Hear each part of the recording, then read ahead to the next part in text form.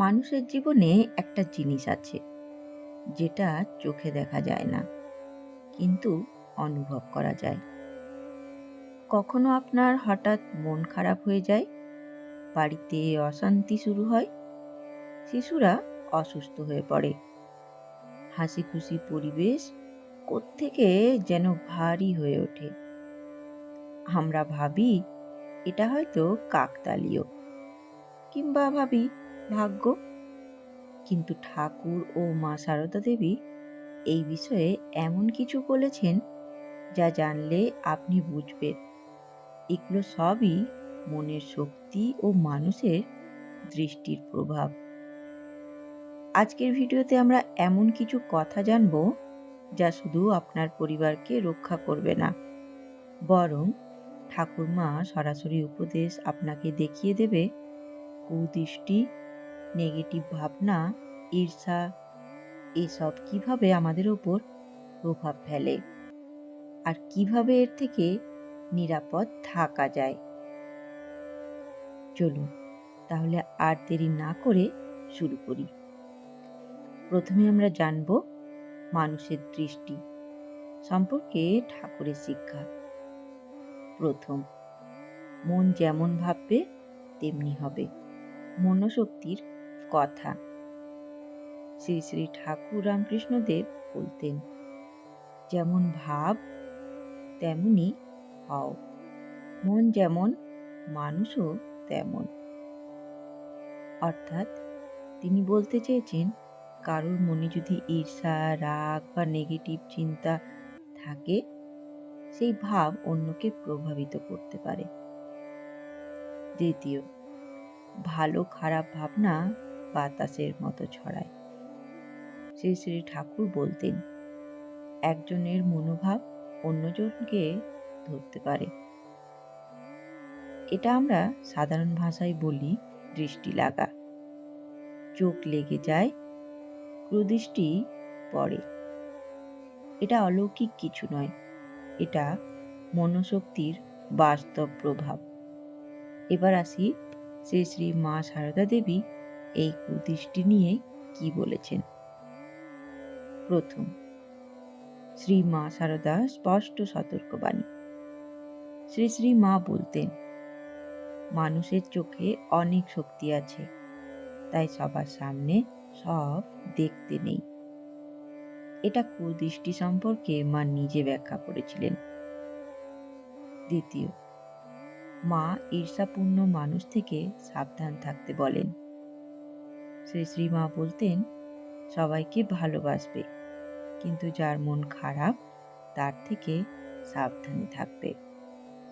অর্থাৎ কারোর ঈর্ষা, কুচিন্তা এগুলো আসলে মানসিক বিষ। তৃতীয়, শিশুরা বেশি আক্রান্ত হয়।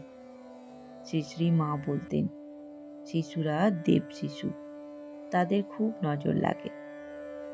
তাই মা বলতেন, শিশুদের মাথায় সকলে আশীর্বাদ দাও, কারণ আশীর্বাদে শক্তি থাকে। এবার সুরক্ষা বিষয়ে ঠাকুর শ্রী রামকৃষ্ণদেবের উপদেশ। প্রথম, পবিত্রতা হলো বাধার ঢাল।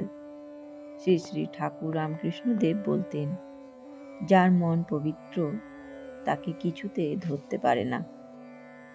পবিত্রতা মানে সততা, সরলতা, খারাপ চিন্তা না রাখা। এগুলো নেগেটিভ শক্তি প্রবেশ করতে বাধা দেয়। দ্বিতীয়, নাম জপের আধ্যাত্মিক সুরক্ষা। শ্রী শ্রী ঠাকুর বলতেন, নামের মধ্যে সব শক্তি আছে। আপনি যে নামই ডাকুন, জয় মা, জয় ঠাকুর, গায়ত্রী অথবা নিজের ইষ্টের নাম, শ্রী শ্রী ঠাকুর বলতেন, নাম জপে অশুভ শক্তি কাছে আসতে পারে না। তৃতীয়, যেখানে ঈশ্বর আছেন সেখানে অশুভ থাকতে পারে না। ঠাকুর বলতেন, যেখানে সত্যি ভক্তি সেখানে কোনো অশুভ প্রবেশ করতে পারে না। অর্থাৎ পরিবারের ভক্তিভাব থাকলে নেতিবাচক মনোভাবের কোনো স্থান থাকে না। চলুন এবারে জানি শ্রী শ্রী মা সারদা দেবীর বাস্তব উপদেশ, ঘরে শান্তির শক্তি। প্রথম, শান্তি সমান সুরক্ষা। শ্রী শ্রী মা বলতেন, যেখানে শান্তি সেখানে অশুভ শক্তি আসে না। তাই মার শিক্ষা, বাড়ির মধ্যে ঝগড়া চিৎকার যত কম হবে, বাড়ির আধ্যাত্মিক শক্তি তত বাড়বে। দ্বিতীয়, সবার সামনে নিজের সুখ প্রদর্শন না করতে বলতেন। শ্রী শ্রী মা বলতেন, সুখ থাকলে চুপচাপ থাকো, কারণ মানুষের নজর ভালো নয়। আমরা আজকেও দেখি, অতিরিক্ত দেখিয়ে দিলে লোকের হিংসা জাগে।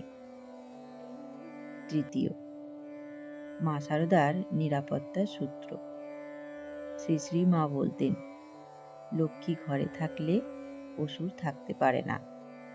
এখানে লক্ষ্মী মানে পরিচ্ছন্নতা, শান্তি, ভালো কথা, ভক্তি, সত্য। এগুলো বাড়িতে থাকলে কুদৃষ্টি কার্যকর হয় না। এবারে জানব কুদৃষ্টি থেকে বাঁচতে ঠাকুর মায়ের কার্যকর পদ্ধতি। প্রথম, প্রতিদিন ভোরে 5 মিনিট নাম স্মরণ। শ্রী শ্রী ঠাকুর বলতেন, ভোরবেলায় নাম স্মরণ ঘরকে পবিত্র করে। দ্বিতীয়, প্রদীপ ধূপ জ্বালানো। ঠাকুর বলতেন, আলো অন্ধকারকে দূর করে। এটা শুধুমাত্র পূজা নয়, এটা নেগেটিভ এনার্জি দূরে করে। তৃতীয়, শিশুদের মাথায় আশীর্বাদ। শ্রীমা বলতেন, শিশুর মাথায় হাত রাখো, আশীর্বাদে শক্তি থাকে। চতুর্থ, বাড়িতে খারাপ কথা ঝগড়া কমানো। শ্রীমা বলতেন, ঝগড়া চিৎকারে শান্তি পালিয়ে যায়।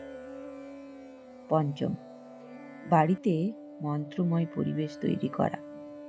শ্রী শ্রী ঠাকুর রামকৃষ্ণদেব বলতেন, নামের ধ্বনি হৃদয়কে রক্ষা করে।